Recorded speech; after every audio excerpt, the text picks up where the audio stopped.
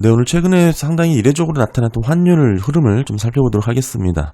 보시는 것처럼 대만 달러가 큰 폭의 절상이 나타났습니다. 초강세의 모습이 나타났고 하루 만에 5% 이상의 급등이 나타났습니다. 상당히 이례적인 거고 보시게 되면 30대만 달러가 깨지기도 했었거든요.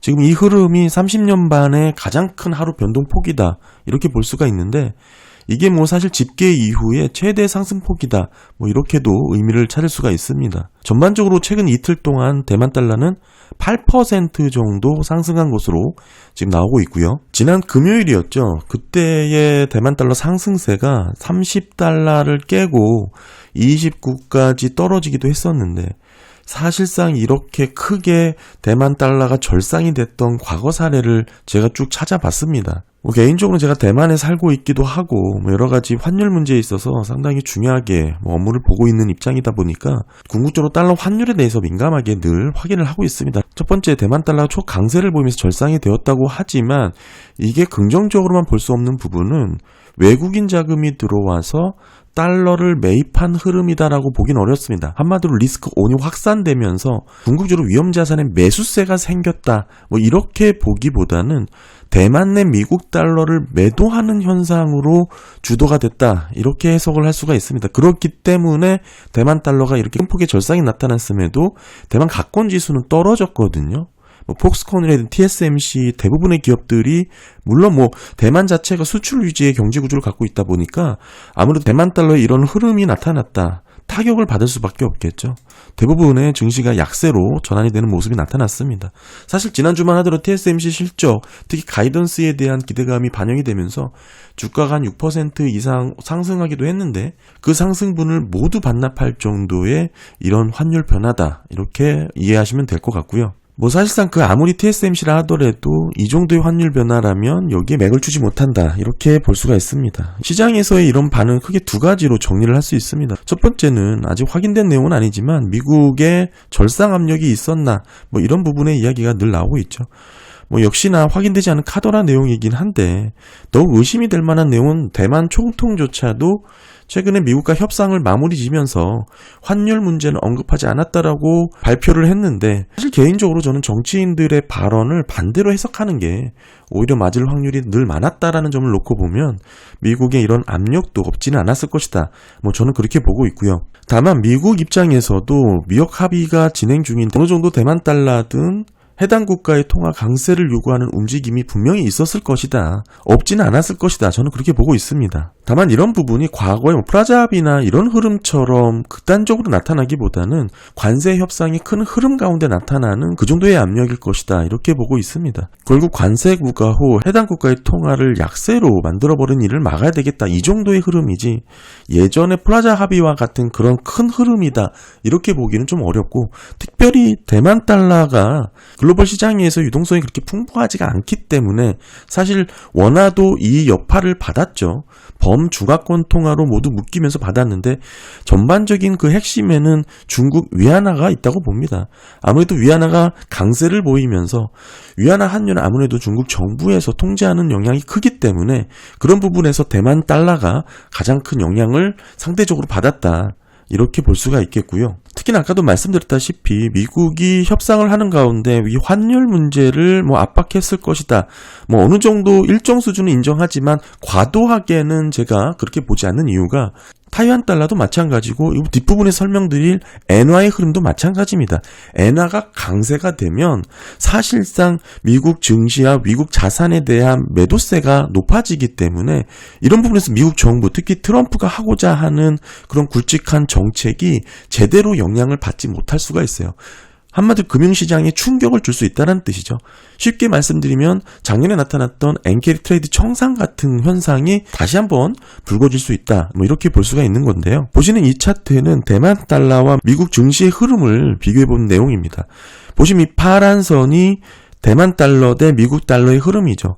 말씀드렸다시피 지금이 30대만 달러 정도 되니까 이 정도 위치다 이렇게 보시면 되고 역사적으로 이 흐름을 놓고 봤을 때 대만 달러가 강세일 때 미국 증시가 고점이었다. 여기입니다. 이때 뭐 이때 이런 흐름이 되기죠. 여기입니다. 미국 증시가 고점이었다라는 것을 확인할 수 있습니다. 보시면 00년 IT 버블 때도 대만 달러가 강세를 보이자 미국 증시가 고점이었고요.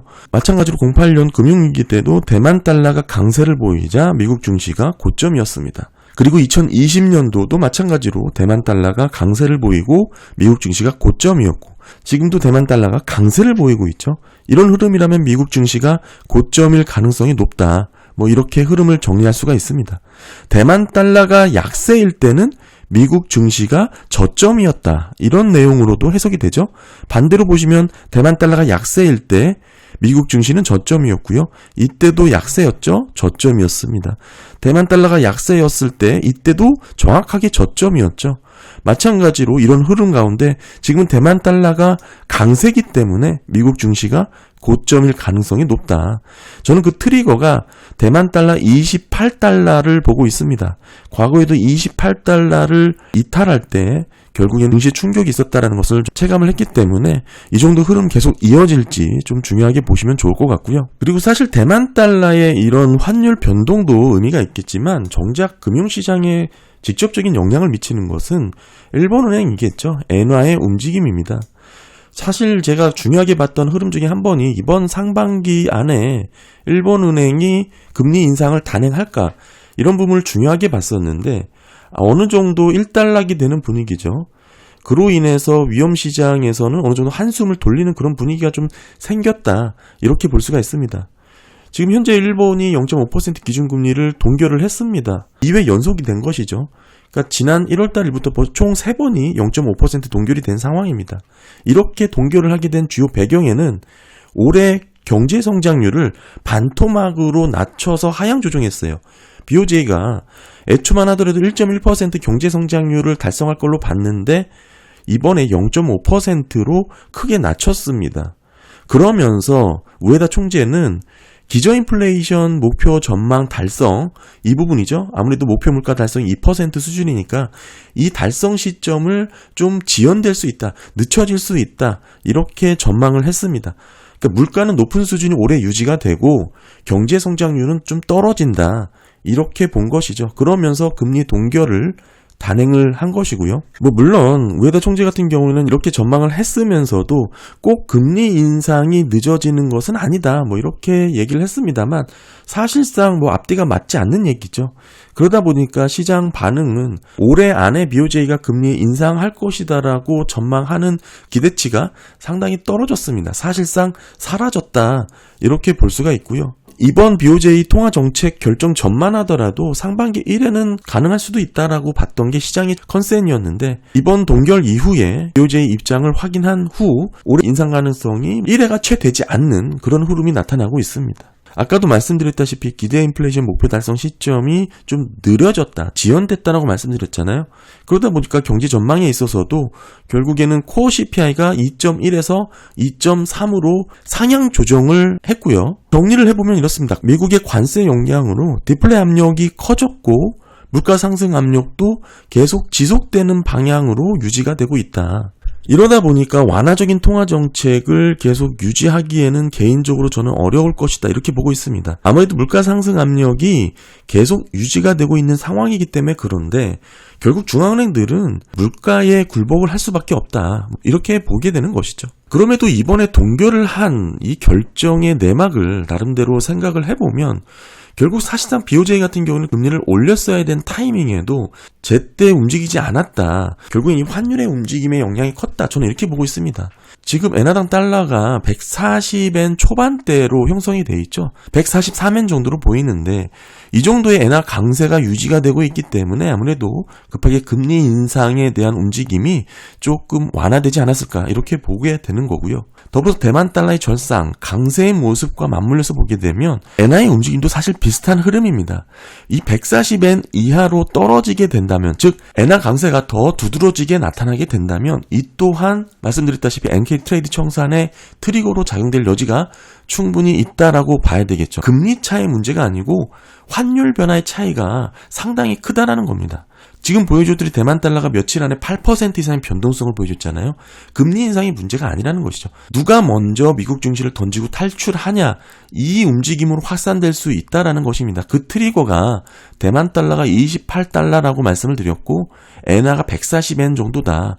이 정도 수준을 깨고 이탈하게 되면 그 이하로 각국 자구통화가 강세가 되면 오히려 미국 자산의 매도 압력이 높아질 수 있다. 이렇게 봐야 되고요.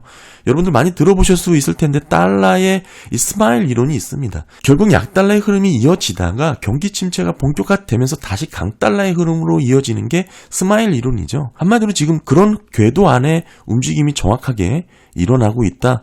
이렇게 볼 수가 있고요. 이런 환율의 움직임 계속 주시해서 살펴봐야 될 내용이다. 이렇게 말씀드릴 수 있습니다. 네, 감사합니다.